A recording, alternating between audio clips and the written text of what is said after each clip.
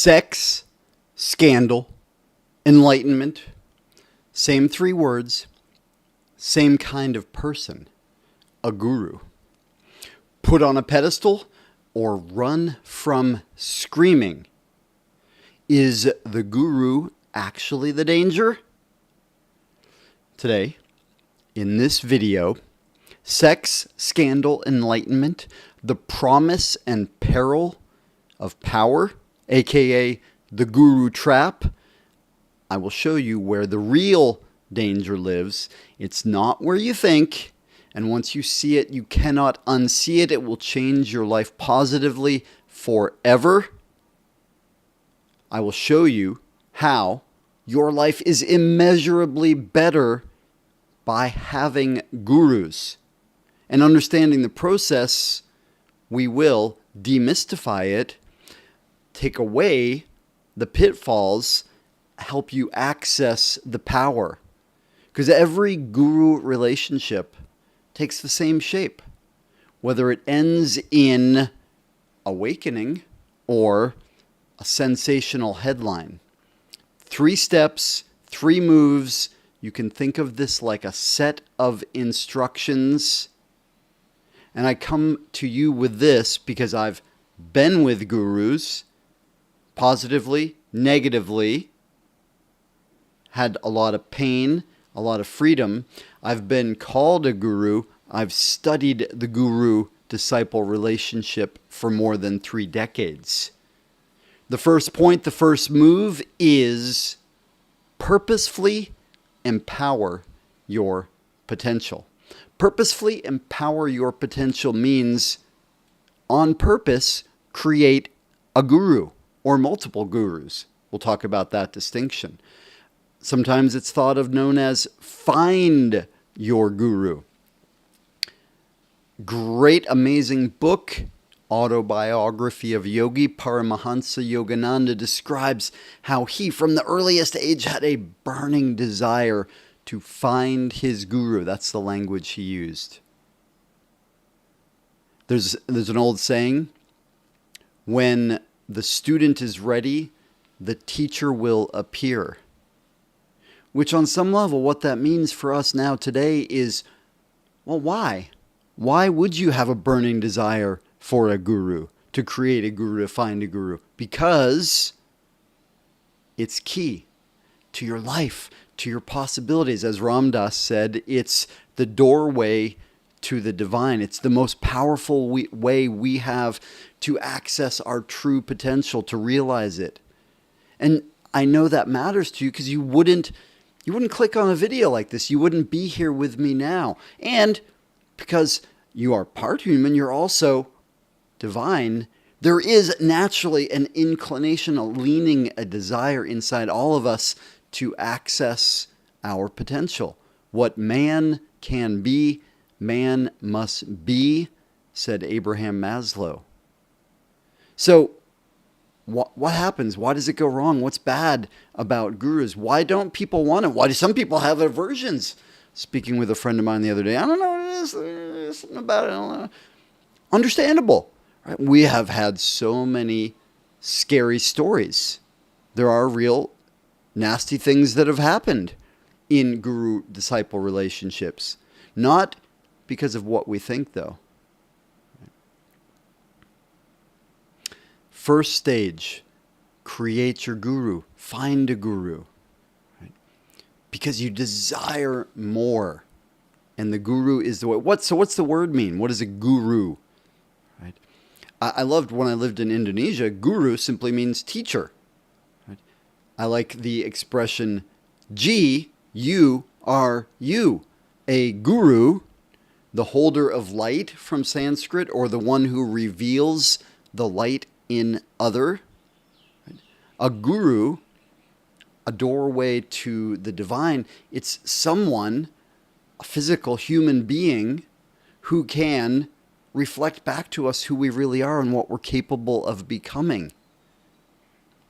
That could be a teacher, could be a coach, a mentor, a guide. Not a friend, not exactly. There's a difference to the relationship, guru-disciple relationship. Many examples for me of gurus that I have been with. Right now, I share with you one.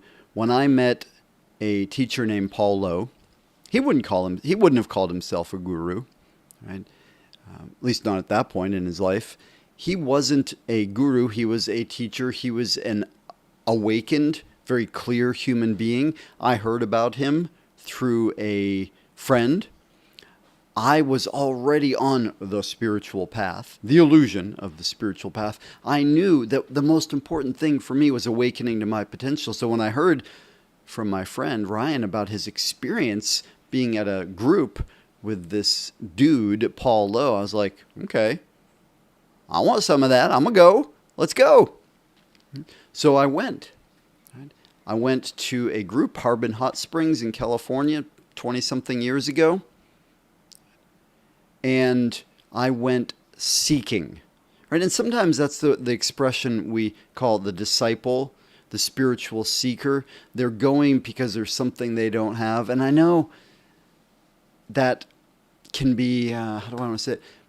Some people poo-poo the seeker. Well, if you're seeking, it means you don't have it. Well, yeah, that's true, right? Because if we're still here in human bodies, 99.999% of us, yeah, we're still seeking because we haven't had as much realization of our potential as we can have. I don't like so much the word enlightenment because it implies before and after, this and then that, binary.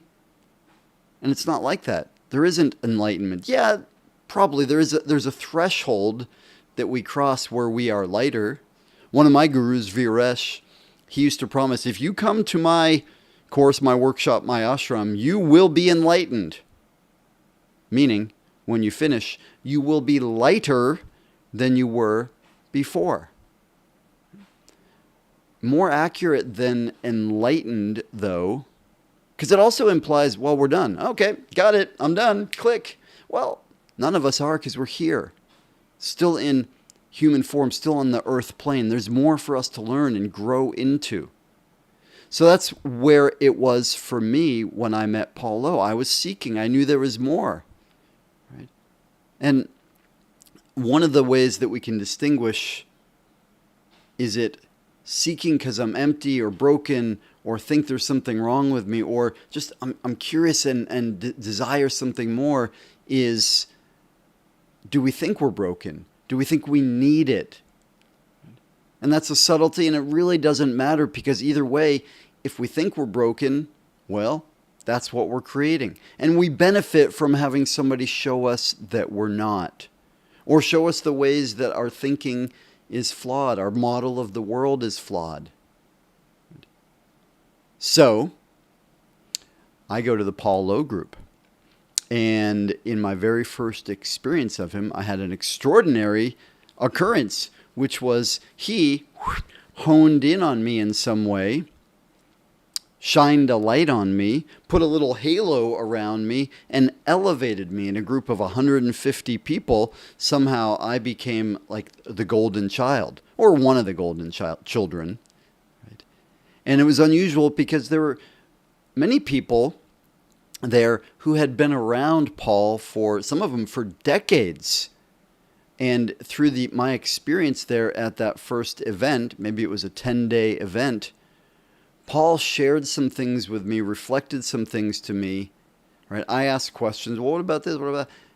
And he reflected to me, you're more awake than you know. You've taken care of that. You've healed that. He reflected back to me my own light, right? In a way that was loving, that was beautiful, that allowed me to feel special, elevated. Now, a naysayer might already say, well, can't you do that for yourself? Yeah, of course, it's possible. Right? With a guru, it's faster, much faster.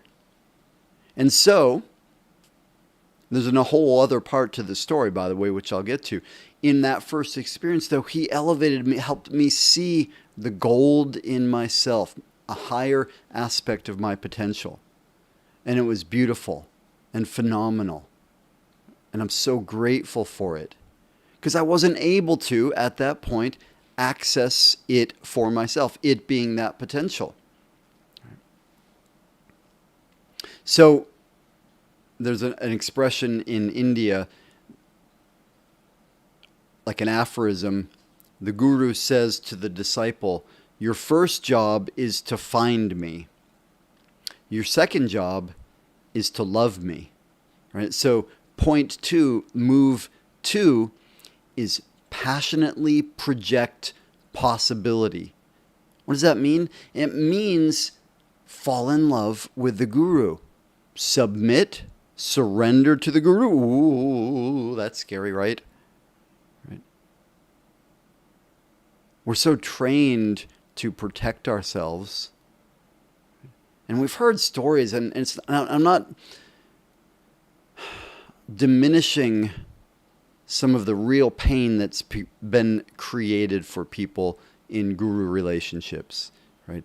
There are genuine reasons to be afraid, right? Fear is normal. It's part of being human. There are real reasons to be afraid. And that's why I'm sharing this with you now, is so I can help you to understand what to actually be afraid of and how to avoid those dangers. So why wouldn't we submit? Well, we've heard these stories of people that have been abused. One of the first ones that I learned about back in 1996, I moved to a center in New York, and then I learned about a guru nearby at Kripalu Institute. It was an incredible yoga place, and it had a phenomenal awakened teacher by the name of Amrit Desai. And part of what went on at that ashram prior to the first time I visited it was this guru was radiant, bright, awakened. He had so much love and clarity. Let's pause. What is a guru again? Right? The one who can show the light in the other. And part of what that means is they are clear enough in themselves, strong enough and free enough in themselves that they can do what? Hold the projection of the guru. Of the disciple. A guru is strong enough and clear enough that we, if we're in the disciple role, can project onto the guru. And first, what we project is love, our possibility. Right? And just like in human relationships, when it's romantic, sexual, marriage, whatever, like when we first fall in love with somebody, fall in love. Well, that's a linguistic habit that stayed with me. When we first come into love with someone, rise in love with someone, we rise because we see in them, they see in us, they reflect, we project a pure love. I'm so special. You're so special. Right? That's that first feeling in love. Like, wow, this person's amazing. They really see me. I'm so special. And that's very similar to what happens with the guru, except it's not a two-way relationship, or not ideally, not in its pure form. Right? So the guru, clear enough, strong enough to hold the projections, clear enough to smile, to love, to radiate warmth. And that's where it was for Amrit Desai. And so he attracted followers. People came to him because they felt something. They were awakening. They were getting free. It was phenomenal. And so the center came to be. More and more people came. People gave up their worldly lives, gave up their possessions to be there, to create this thing, to create the dream. And this, by the way, is one example. There's so many. What happened? Well, the way he spoke of it then is, what's the Sanskrit word? Brahmacharya, right? Which is mistakenly translated as chastity, no sex. Right? And there's a real thing in the physiology of yoga, the human anatomy, spiritual anatomy, that the lower centers can take us away from our higher possibilities. Any of us could get lost in the survival instincts and sex and promiscuity. So he prescribed, he instructed for his disciples chastity. And there is a phase, there is something that can occur for many people, some people, when they awaken, have a satori or some kind of enlightenment, they create a freedom from the human limitations. Suddenly, the need for sex disappears. They don't have it. And my guess, I don't know, I have met Amrit Desai, though I didn't speak with him about this. My guess is when he had some level of awakening, that need disappeared for him. And part of what he came to conclude from that is, well, if you want to get here, stop doing that. When maybe, in fact, what happened, again, I don't know, speculating, though, and I've had some experiences like this, this feeling came, that dropped away, and then we conflate, well, so if I don't do that, don't do that, then I'll get there. Who knows? In any case, what we do know is he told his disciples, no sex. Meanwhile, behind the scenes, he was having sex with disciples.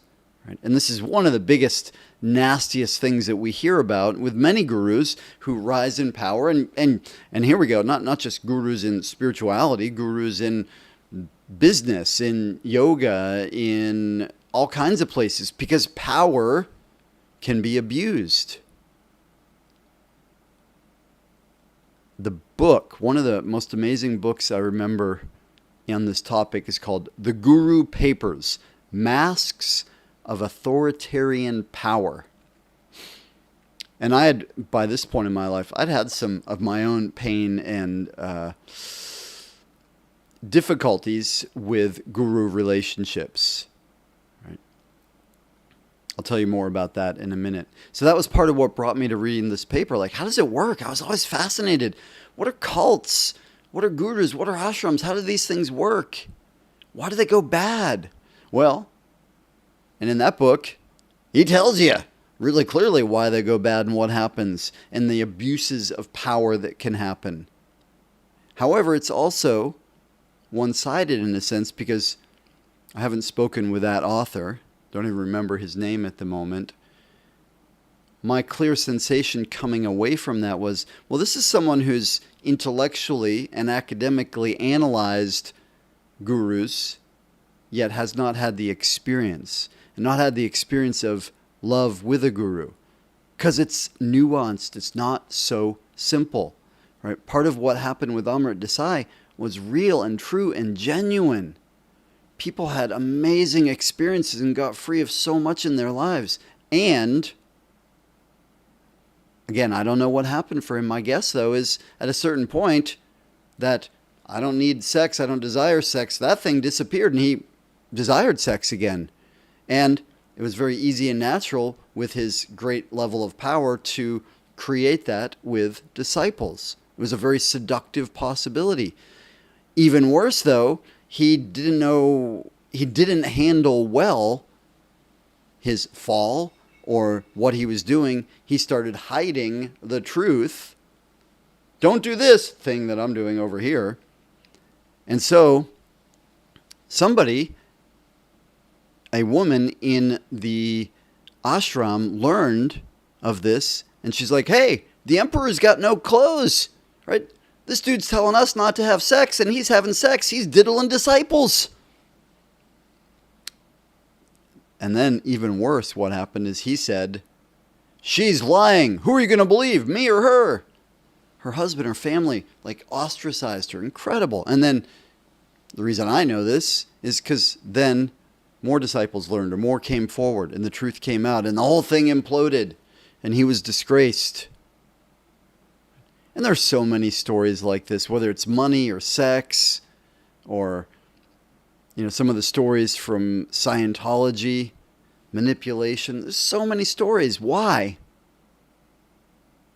Well, one, it's easy to understand why we would have, I'm not going to submit. I'm not going to passionately project possibility. What does that mean? Passionately project possibility means, for me with Paul Lowe, it was like, yeah, I'm going to feel And you know, I had some level of awareness, though not what I have now. I'm going to feel this love from him and believe that it's because of him. Believe, create the story that it's in the relationship. And I gave up a lot of my life. I traveled around the world. I lived with him or in his center. And that was so beautiful and so useful. So a guru can hold our projections. And you know what? Most gurus are also human. And some of them at a certain point can't handle our projections. Right? And that could go bad. It could go wrong. It's still worth it though. Especially if you understand how this works. Because again, what does a guru really do? They're strong enough, clear enough, brave enough to stand up and hold our projections. And our projections, some of them, are, wow, they're wonderful, they're amazing, they're beautiful. They, the guru. I'm so in love with you, Swamiji. You're so perfect. They can hold that. And, okay, here's another one for you. Incredible movie called Kumare. And there's a beautiful scene in this movie. The True Story of a False Prophet is the subtitle. I had dinner with, I forgot his name, the guy that made the film in Bali one time. There's a beautiful part of the film. What he does in this film is he pretends to be a guru, in part as an experiment to see, could I create followers? He was studying this in the same way that I have. Like, what makes a guru? Why is it that some gurus seem truly amazing and some seem like shysters or worse? So he was investigating this for himself, and he decided to play the role of a guru. And there's an amazing scene in this film. It's a documentary, though. It's got the full drama of a feature film. And in it, there's a scene where he's playing this role of a guru, putting on a fake accent, dressing in robes, all the kind of things. And there's a woman there with him, and it's like, Swamiji, you're just so perfect.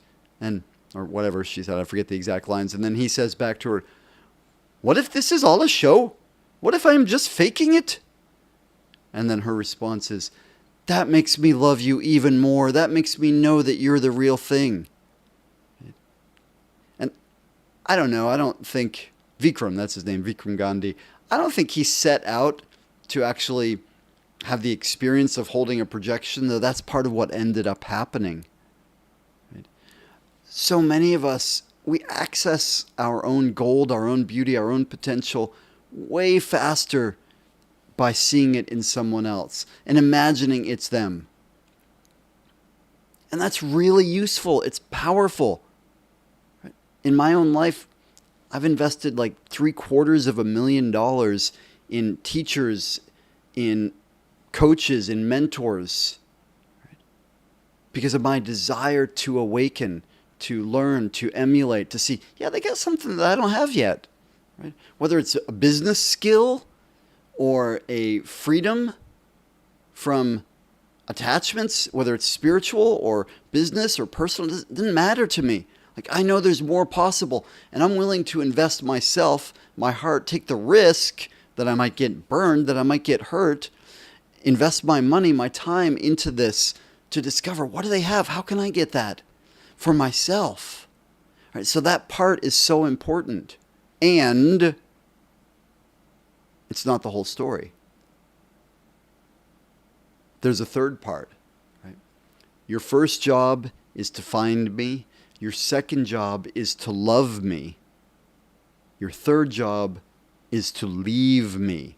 So part 3, move 3, part ways to possess your power. Part ways to possess your power, which means you got to go. You got to leave. You got to take it back. Whatever you've projected onto the guru, you must own it.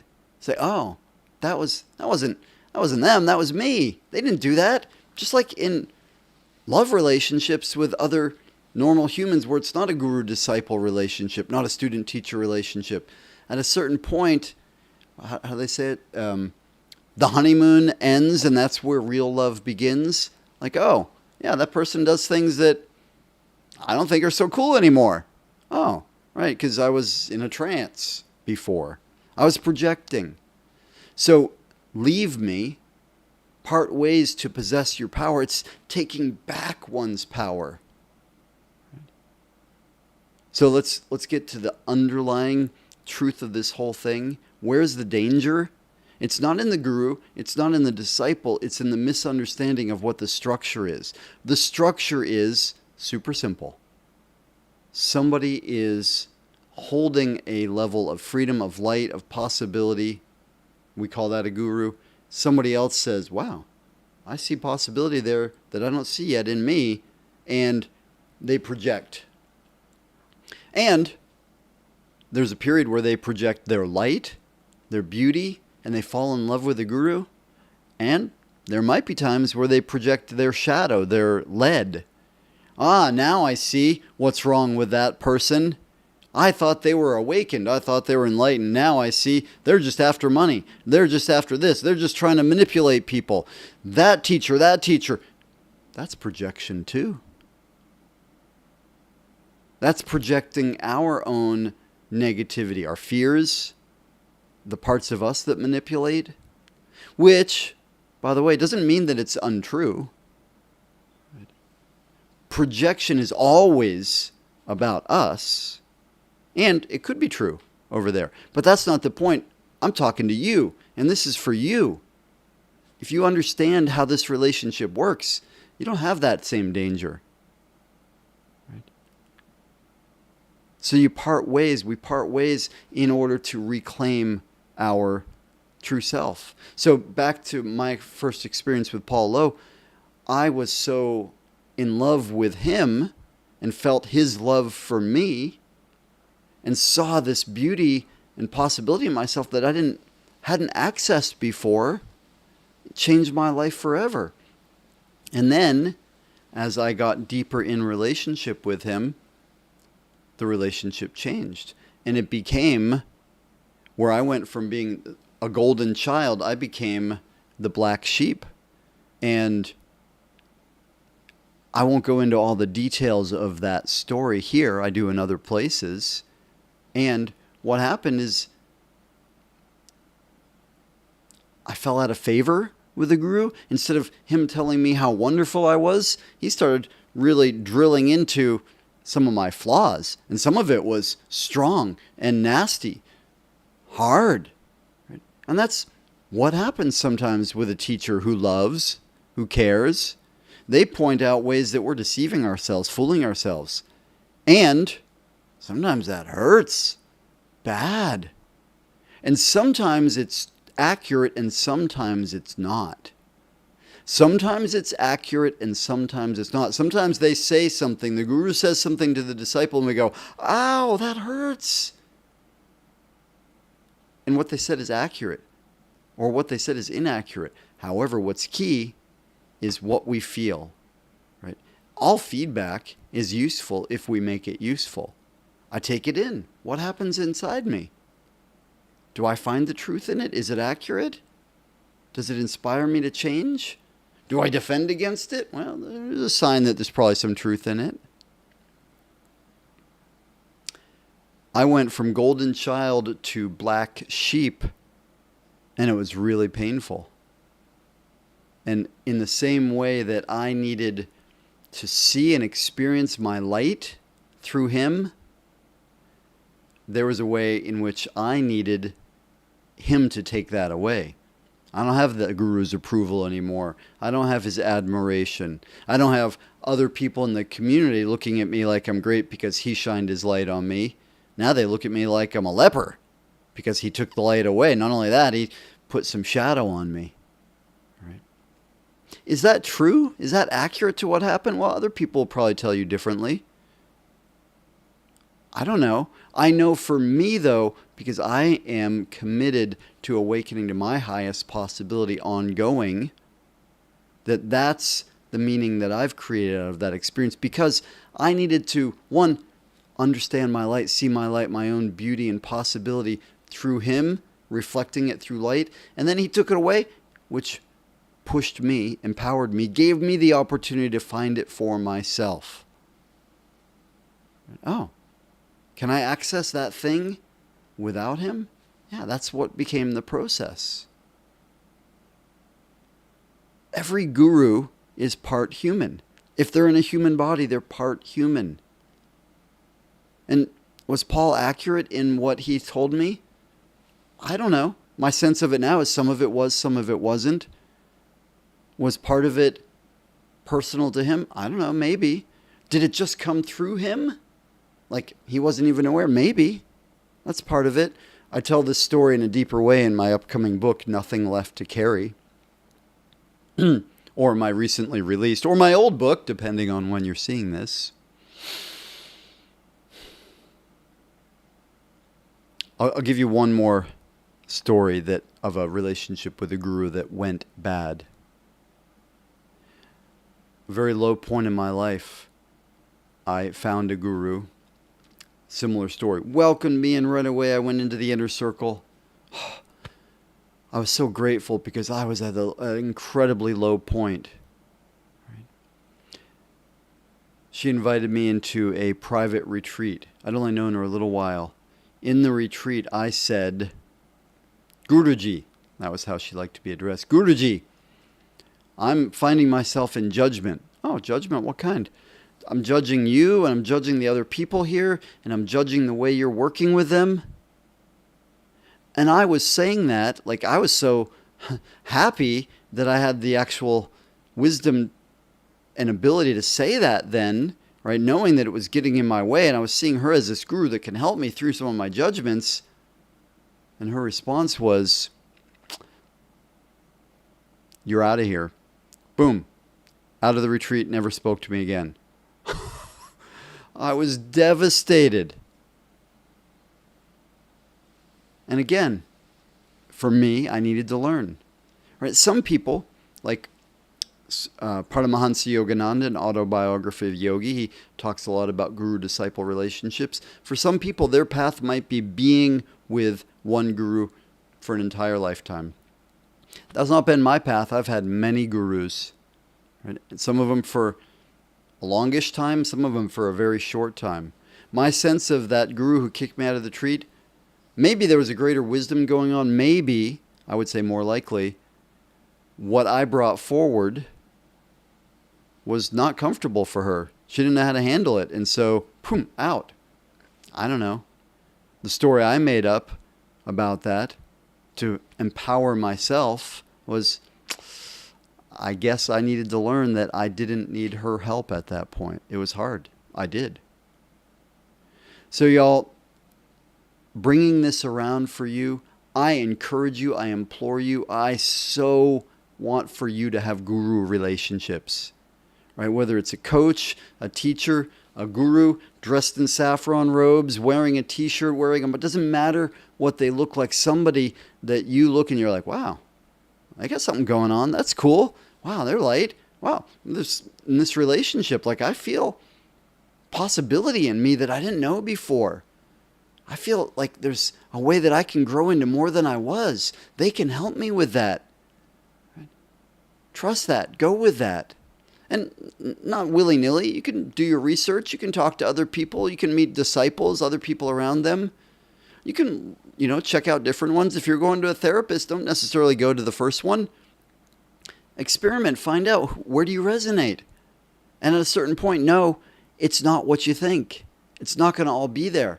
Because stage one is create the guru, empower your potential. Stage two, love them. Project onto them your gold. Shine. Believe it. Believe that what you're feeling is because of them. Surrender to that process and know that part three is you must part ways to possess your power. It's a part of the process. It's the fast track. You deserve it. I love that you were here. Let me know. What's your experience with this? Make your life a masterpiece. I hope this video blesses you in myriad ways. Aloha.